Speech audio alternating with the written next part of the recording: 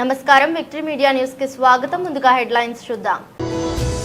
ఢిల్లీలో ప్రారంభమైన 18వ పార్లమెంట్ సమావేశాలు. తెలుగులో ప్రమాణ స్వీకారం చేసిన ఉత్తరాంధ్ర ఎంపీలు. రాష్ట్ర ఐటీ విద్యాశాఖ మంత్రి నారా లోకేష్ బాధ్యతల స్వీకరణ. 16,437 డిఎస్సి పోస్టుల భర్తీకి తొలి సంతకం. ఏపీలో సీఎం చంద్రబాబు అధ్యక్షతన కేబినెట్ సమావేశం. వివరాలను తెలియజేసిన సమాచార మంత్రి పార్థసారథి. ప్రజల్లో కలకల్లాడిన విశాఖ కలెక్టరేట్. సమస్యలు పరిష్కరించాలంటూ పలువురు బాధితులు వేడుకలు. ఢిల్లీలో 18వ లోక్సభ తొలి సమావేశాలు సోమవారం ప్రారంభమయ్యాయి. తొలి రోజు సభ్యులు ప్రమాణ స్వీకార కార్యక్రమాన్ని ప్రొటెం స్పీకర్ భర్తృహరి మహతాబ్ నిర్వహించారు. ఈ కార్యక్రమంలో ఉత్తరాంధ్రకు చెందిన ఏపీలు తెలుగులో ప్రమాణం చేశారు. వీరిలో కింజారపు రామ్మోహన్ నాయుడు, కలిశెట్టి అప్పల్ నాయుడు, శ్రీ భరత్ అనుచారాణి ప్రమాణ స్వీకారం చేశారు. వీరి తర్వాత ఆంగ్ల అక్షరమాల క్రమం ప్రకారం రాష్ట్రాలకు చెందిన ఎంపీలు ప్రమాణం చేశారు. శ్రద్ధాశక్తులతో మరియు అంతఃకరణ శుద్ధితో నిర్వహిస్తానని దేవసాక్షిగా ప్రమాణం చేస్తున్నాను.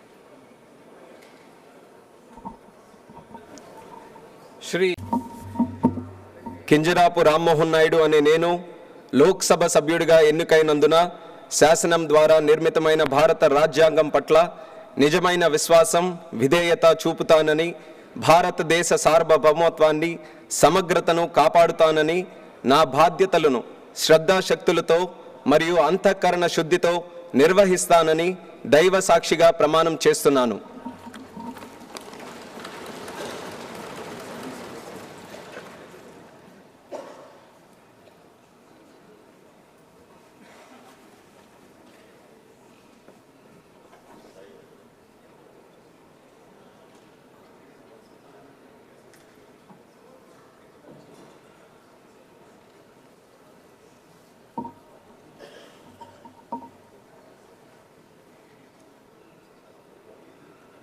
రాష్ట్ర ఐటీ విద్యాశాఖ మంత్రిగా నారా లోకేష్ పదవి బాధ్యతలు చేపట్టారు.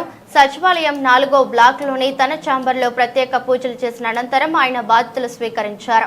పలు దస్త్రాలను ఆయన పరిశీలించారు. మెగా డిఎస్సి సంబంధించిన దస్త్రంపైనే లోకేష్ తొలి సంతకం చేశారు. 16,437 పోస్టుల భర్తీకి విధి విధానాలను కేబినెట్ ముందు పెట్టే ఫైల్పై ఆయన సంతకం పెట్టారు. అంతకుముందు మందు సచివాలయానికి చేరుకున్న మంత్రికి పండితులు వేద మంత్రోచ్చరణలతో స్వాగతం పలికారు. బాధ్యతలు స్వీకరించిన అనంతరం లోకేష్ కు సమాచార మంత్రులు, ఎమ్మెల్యేలు, ఉన్నతాధికారులు, తెదేపా నేతలు అభినందనలు తెలిపారు. మంత్రులు వంగలపూడి అనిత, గుమ్మడి సంధ్యారాణి, సవిత, టీడీపీ రాష్ట్ర అధ్యక్షుడు పల్లా శ్రీనివాసరావు, ఎమ్మెల్యే బోండా ఉమామహేశ్వరరావు, ఎమ్మెల్సీలు కంచెల్ల శ్రీకాంత్, భూమిరెడ్డి, రామ్ గోపాల్ రెడ్డి తదితరులు ఉన్నారు.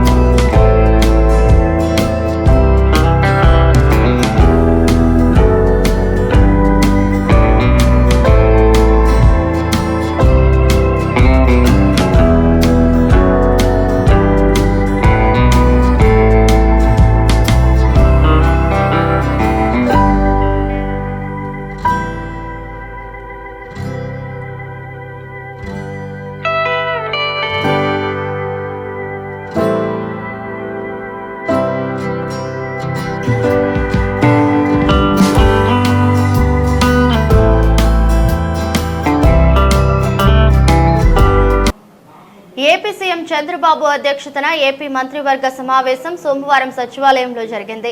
ఈ కేబినెట్ భేటీలో పలు కీలక నిర్ణయాలు తీసుకున్నారు. ఎన్నికల్లో ఇచ్చిన హామీల మేరకు సీఎం చేసిన 5 సంతకాలకు మంత్రివర్గం ఆమోదం తెలిపింది.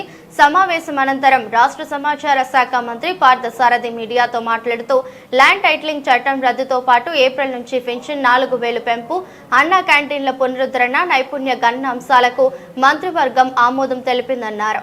కొత్తగా టెట్ నిర్వహణ, టెట్ లేకుండా డిఎస్పీ నిర్వహణ ప్రతిపాదనలపై చర్చించినట్టు తెలిపారు. నాణ్యత కలిగిన విద్యని అందించడం కోసం నేషనల్ ఎడ్యుకేషన్ పాలసీ వీటన్నిటి మీద కూడా సమగ్రంగా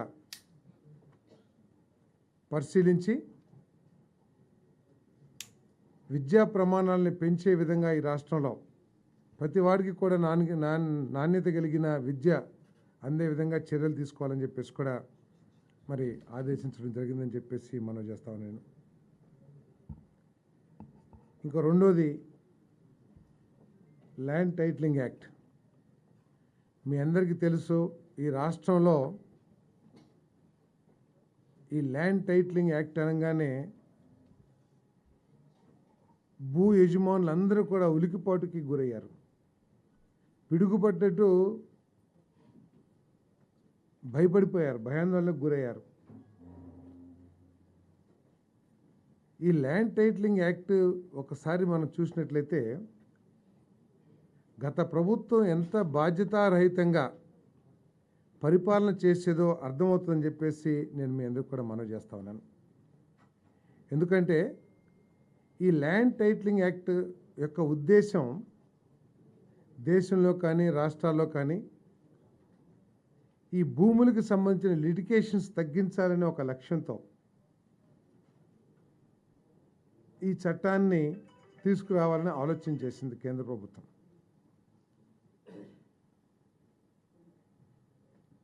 ఈ రాష్ట్రంలో ఆమోదించినప్పుడు ఏం చెప్తున్నారంటే వాళ్ళు కేంద్ర ప్రభుత్వం తీసుకొచ్చిన అంటే బీజేపీ తీసుకొచ్చిన చట్టాన్ని మేము అమలు చేశాము అని చెప్పేసి చెప్తా ఉన్నారు.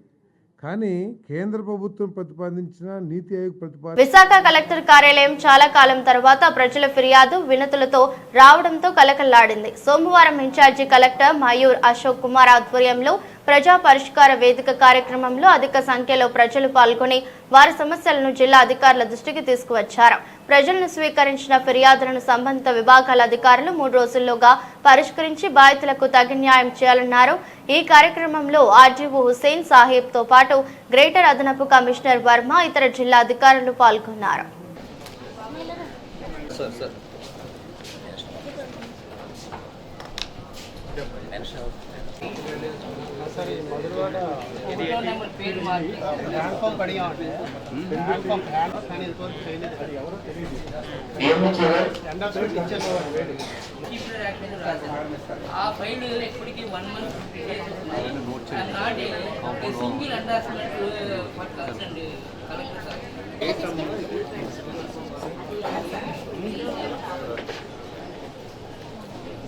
हमारी एनक्वायरी చేయండి. మీ ఆర్ఐ వచ్చారు కదా, ఆర్ఐ సర్వే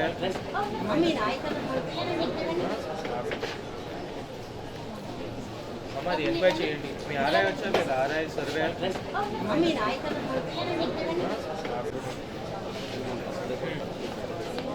చెప్పండి. చూస్తాను, చెప్పండి.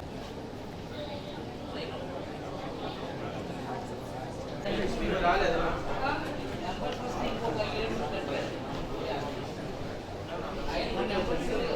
రిడ్రెసల్ మీద ఎక్కువ ఫోకస్ ఉంటుంది. ఏదైతే అంటే పాత టైంలో కూడా ఏదైతే గ్రీవెన్స్ రిజాల్వ్ కాలేదు అది కూడా ఇప్పుడు అవుతాయేమో, ఇది కూడా చాలా మందికి ఆశలు ఉంటాయి. సో మనకి మార్పులు వస్తాయని రీసెంట్ జియోలో చెప్పారు. సో అలాగే ఇప్పుడు ఉన్న ఎగ్జిస్టింగ్ ఎస్ఎల్ఏ ప్రకారం are before that only all the grievances shall be addressed with the quality of the request చాలా ఇంపార్టెంట్. ఊరికే జస్ట్ ఎండార్స్మెంట్ ఇచ్చి పంపడమే కాదు, వాట్ ఈస్ ద గ్రీవెన్స్ అది అర్థం చేసుకొని with in time line as much as earliest as possible we need to redress all the grievances. And వచ్చిన public కూడా 30 years గా మాట్లాడుకుంటాను కోరుతున్నాను. యాజ్ ఆఫ్ నౌ చూస్తే అబౌట్ 200 గ్రీవెన్స్ పెండింగ్ ఉన్నాయి. ఇంకా రెవెన్యూలో ఉన్నాయి, తర్వాత municipal administration, civil supply, medical education, తర్వాత ప్రతి డిపార్ట్మెంట్లో 2-3 గ్రీవెన్సెస్ పెండింగ్ ఉన్నాయి. అది కూడా వెంటనే క్లోజ్ చేసుకోండి విత్ ప్రాపర్ ఎండార్స్మెంట్.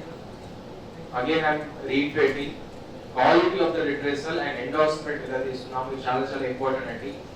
జస్ట్ ఊరికే క్లోజ్ చేయడానికి ఏదో ఒక ఎండార్స్మెంట్ ఇస్తే మాత్రమే ఇట్ విల్, ఇలాంటి కేసెస్ లో విల్ టేక్ యాక్షన్ ఆల్సో. దయచేసి అందర్ district officer please once again sensitize all your departmental staff. Last 3-4 months లో మళ్ళీ రిలాక్స్ అయిపోయారు. Again all the works need to be restart and especially regarding grievance redressal. Visakha దక్షిణ నియోజకవర్గంలోని old సిటీని gold సిటీగా మారుస్తానని విశాఖ దక్షిణ నియోజకవర్గ ఎమ్మెల్యే వంశీకృష్ణ శ్రీనివాస్ అన్నారు. సోమవారం పాత నగరంలోని శ్రీ కనక మహాలక్ష్మి అమ్మవారి ఆలయాన్ని ఎమ్మెల్యే వంశీకృష్ణ సందర్శించారు. అమ్మవారికి పసుపు జలాలతో ప్రత్యేక పూజలు చేశారు.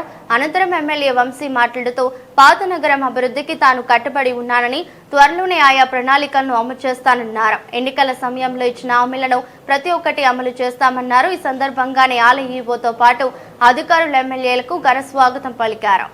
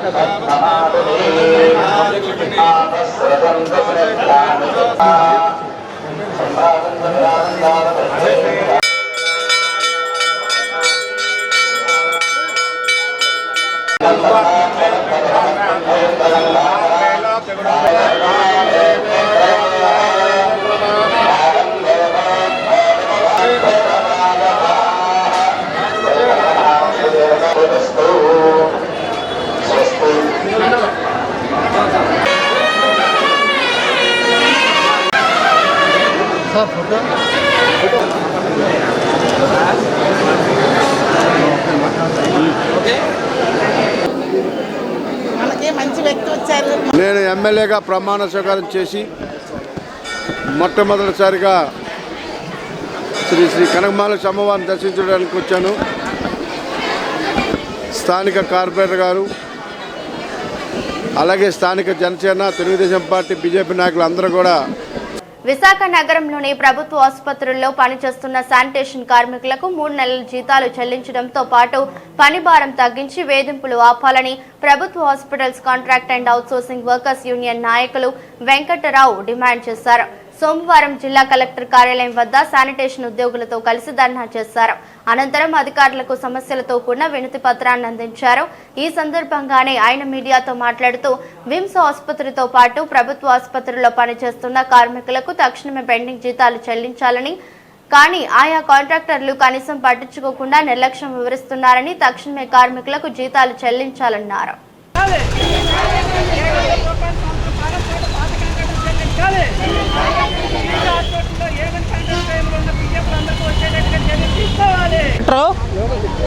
ప్రభుత్వ హాస్పిటల్స్ కాంట్రాక్ట్ శానిటేషన్ కార్మికుల జిల్లా గౌరవాధ్యక్షుని.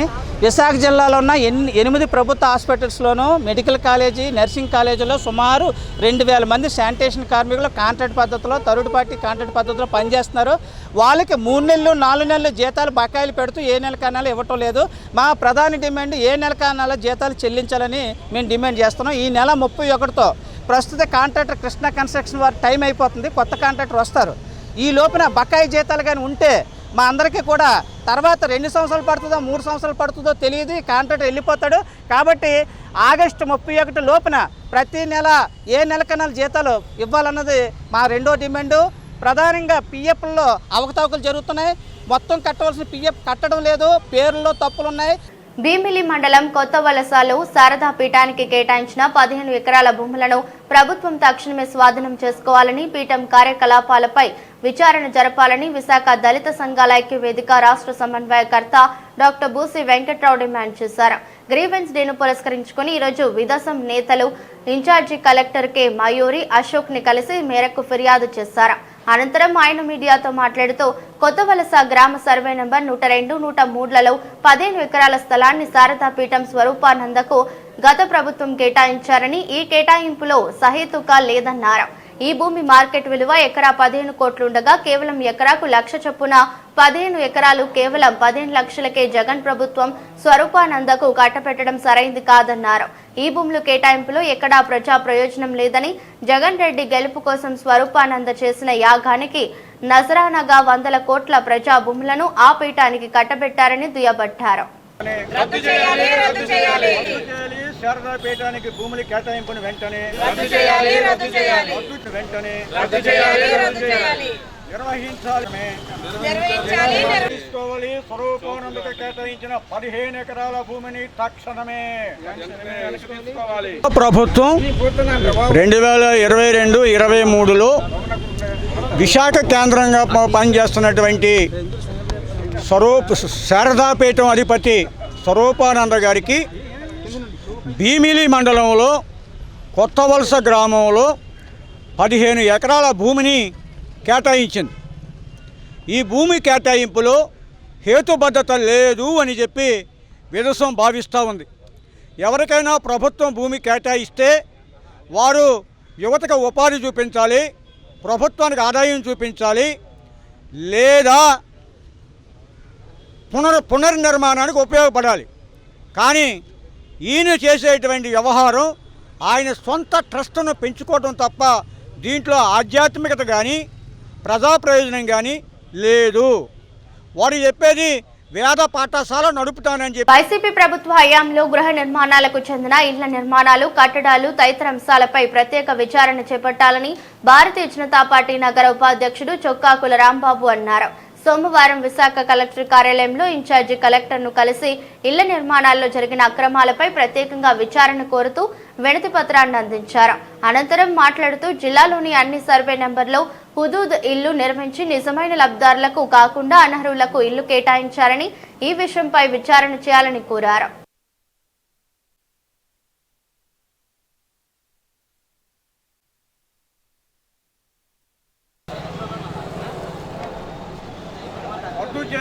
శారదాపీఠానికి ఇచ్చిన భూముల కేటాయింపును వెంటనే శారదాపీఠానికి భూముల కేటాయింపును వెంటనే నిర్వహించాలి. స్వరూపానందకు కేటాయించిన 15 ఎకరాల భూమిని తక్షణమే. ఈరోజు నా పేరు చొక్కాకుల రాంబాబు, భారతీయ జనతా పార్టీ సిటీ ఉపాధ్యక్షుడిగా నేను బాధ్యతలు ఉన్నాను.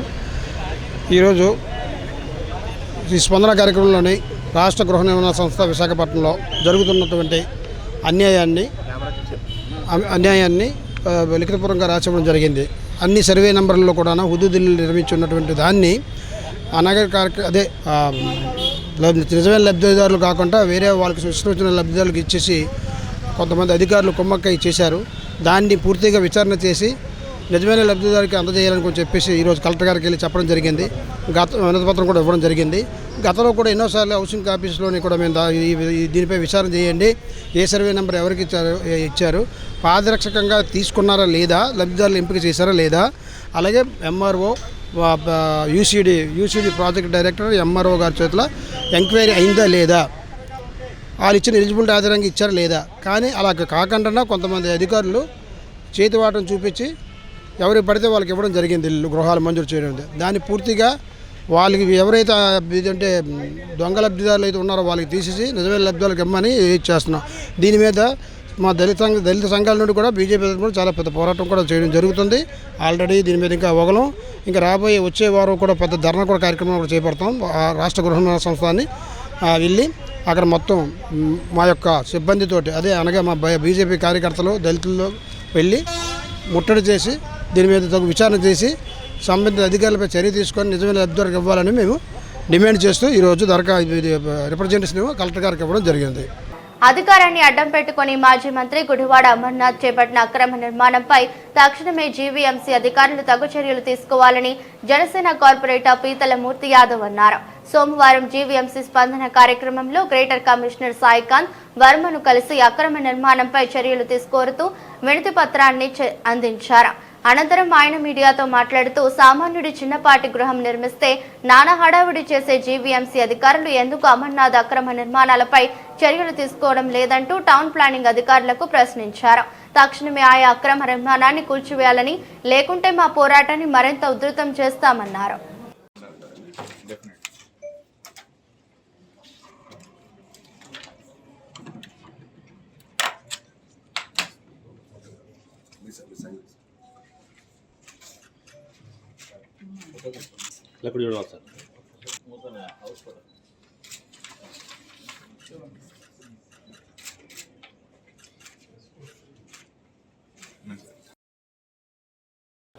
అవినీతికి అక్రమాలకి నిలవైనటువంటి అవినీతి అనుకొండైనటువంటి అమర అక్రమార్జంతో అక్రమ నిర్మాణం చేపట్టాడని చెప్పి ఇవాళ చంద్రబాబు నాయుడు గారు ముఖ్యమంత్రి గారు పెట్టినటువంటి ప్రజా సమస్యల వేదిక ఏదైతే ఉందో, ప్రజా సమస్యలు పరిష్కరించే వేదిక ఏదైతే వాళ్ళు పెట్టారో అధికారులతో, దాంట్లో జీవీఎంసీ కమిషనర్ గారికి ఫిర్యాదు చేయడం జరిగింది.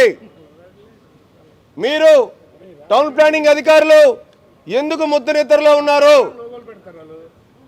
ఎందుకు మౌనం దాల్చారు? 5 అంతస్తుల భవనం హైవే మీద బరి తెగించి అక్రమ నిర్మాణం చేపడితే సామాన్యుడికి ఒక న్యాయం, ఇవాళ వైసీపీ మాజీ మంత్రికి ఒక న్యాయం అని చెప్పి ఇవాళ జీవీఎంసీ కమిషనర్ సాయికాంత్ వర్మ గారిని అడగడం జరిగింది. ఖచ్చితంగా వెంటనే ఈ అక్రమ నిర్మాణం పైన చర్యలు తీసుకోవాలి. ఈ అక్రమ నిర్మాణానికి విద్యుత్ కనెక్షన్ ఇచ్చినటువంటి విద్యుత్ అధికారుల మీద చర్యలు తీసుకోవాలి. అక్కడ జరిగినటువంటి నిర్మాణం ఏదైతే ఉందో ఆ నిర్మాణం. విశాఖ దక్షిణ నియోజకవర్గం ఎమ్మెల్యే వంశీకృష్ణ శ్రీనివాస్ సోమవారం క్షేత్రస్థాయిలో పర్యటనలో భాగంగా పాత నగరంలో పలు సచివాలయాలను సందర్శించారు. ఈ సందర్భంగా ప్రజలకు అందుతున్న సేవలు తదితర వాటిని పరిశీలించి సచివాలయ సేవలు తదితర అంశాలపై విశాఖ సౌత్ ఎమ్మెల్యే వంశీకృష్ణ శ్రీనివాస్ తో మా victory media TV AP bureau chief Durga Prasad face to face. ఇప్పుడు చూద్దాం. విశాఖ సౌత్ ఎమ్మెల్యేగా భారీ విజయాన్ని అందుకొని నియోజకవర్గ పర్యటనలో భాగంగా మనతో పాటు వంశీకృష్ణ శ్రీనివాస్ ఇచ్చేస్తారు. నియోజకవర్గ పరిధిలో ఉన్న సచివాలయం సందర్శిస్తున్నారు. అయితే మరిన్ని వివరాలు తెలిసిన ప్రయత్నం చేద్దాం. అన్న, నియోజకవర్గ పరిధిలోని సచివాలయం సందర్శిస్తున్నారు. జనరల్ గతంలో ఇప్పుడున్న ఏ మార్గం తేడా ఉండబోతుంది జనరల్ సచివాలయం? గతంలో ఎలా ఉండేది మనం పక్కన పెడితే ఈ రోజు నుంచి మాత్రం ప్రజలకి మంచి సర్వీస్ చేయాలని చెప్పడం జరిగింది. నేను కూడా ఫుల్ టైం అందుబాటులో ఉంటాం. మా నాయకులందరూ కూడా అందుబాటులో ఉంటారు. ఎవరు కష్టంలో వస్తే వాళ్ళకి అండగా ఉండాలని చెప్పడం జరిగింది. వాళ్ళకి ఎటువంటి మౌలిక సదుపాయాలు కానీ ఏ కష్టం ఉన్నా కూడా ఎంప్లాయీస్కి చెప్పమని దగ్గరుండి వాళ్ళ సమస్యలు తీరుస్తాం, ప్రజల సమస్యలు తీర్చడానికి బాధ్యత వాళ్ళు అన్నట్టుగా చెప్పడం జరిగింది. ఇచ్చిన ప్రతి హామీని కూడా నెరవేర్చడానికి అతి తక్కువ అంటే 2-3 రోజుల్లోనే ఆ వర్క్లు కూడా మేము ప్రాసెస్లో పెడతాం. 100% అన్నీ ఇచ్చిన హామీలు నెరవేరుస్తాం. ఇవ్వని హామీలు కూడా ఎక్కడెక్కడ ఉన్నాయో అన్నీ కూడా అటు సచివాలయ సిబ్బంది స్థానిక మా నాయకుల ద్వారా తీసుకొని ప్రతి సమస్య ముఖ్యంగా మౌలిక సదుపాయాలు, కాలుష్యం, ఇళ్ల పట్టాలు వీటి మీద మనసు పెడతాం. ఇచ్చిన ప్రతి హామీ కూడా నెరవేరుస్తాం. గతంలో సచివాలయ సిబ్బంది 40-50 గజాలు ఏవైతే నిర్మాణం చేపట్టి వాళ్ళకి ఇబ్బంది పెట్టిన పరిస్థితి కనిపించింది. సో ఈ విధంగా ఇప్పుడు ఇచ్చిన విధంగా నిషేధం చేస్తారు. ఈ నియోజకవర్గంలో ఇల్లు కట్టుకునే వాళ్ళని ఎక్కడైనా ఇబ్బంది పెట్టినా, ఉద్దేశపరంగా ప్రాబ్లం పెట్టినా కఠినమైన చర్యలు తీసుకుంటామని చెప్పాను ఆల్రెడీ. ఎట్టి పరిస్థితుల్లో కూడా పేదవాడికి అండగా ఉండాలి, పేదవాడికి సపోర్ట్గా ఉండాలి తప్ప వాళ్ళ చిన్న ఇబ్బంది కూడా పెట్టద్దని నేను చెప్పడం జరిగింది. ఎన్నికల హామీలో ఓల్డ్ సిటీని గోల్డ్ సిటీగా చేస్తున్నారు. ఆ గోల్డ్ సిటీకి సంబంధించి ఏ విధంగా రూపకల్పన చేయబోతున్నారు? ఆల్రెడీ చెప్పాను నేను, మొన్న గతంలో చెప్పాను, ఇప్పుడు చెప్తా ఉన్నా. రూపురేఖలు మార్చడానికి విశ్వ ప్రయత్నం చేస్తానని. ఆల్రెడీ ఎస్ఎల్ కెనాల్ మొత్తం కూడా ఆధునీకరిస్తాం, గ్రీనరీని పెంచుతాం. బీచ్ రోడ్ మొత్తం కూడా గ్రీనరీని పెంచుతాం. మొత్తం పోర్టు ద్వారా ఎక్కడైతే కాలుష్యం క్రియేట్ అవుతుందో వాళ్ళ నుంచి సపోర్ట్ అడిగే వాళ్ళు ఫుల్గా సపోర్ట్ చేయడం జరిగింది.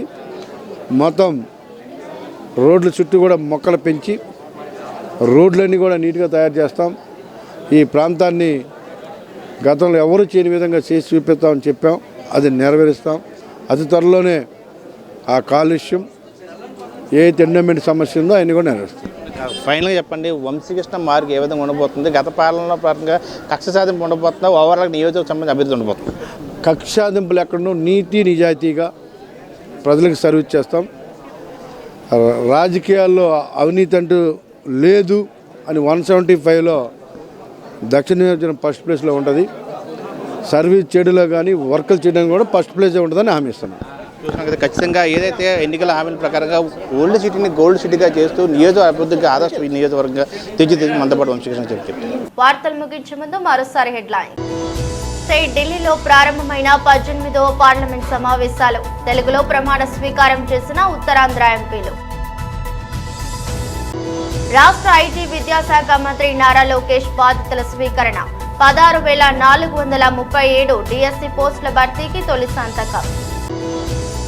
ఏపీలో సీఎం చంద్రబాబు అధ్యక్షతన కేబినెట్ సమావేశం. వివరాలను తెలియజేసిన సమాచార మంత్రి పార్థసారథి. ప్రజల్లో కలకల్లాడిన విశాఖ కలెక్టరేట్. సమస్యలు పరిష్కరించాలంటూ పలువురు బాధితులు వేడుకలు. ఇది రోజు బులెటిన్. మరో బులెటిన్లో మళ్ళీ కలుద్దాం. అంతవరకు సెలవు. నమస్కారం.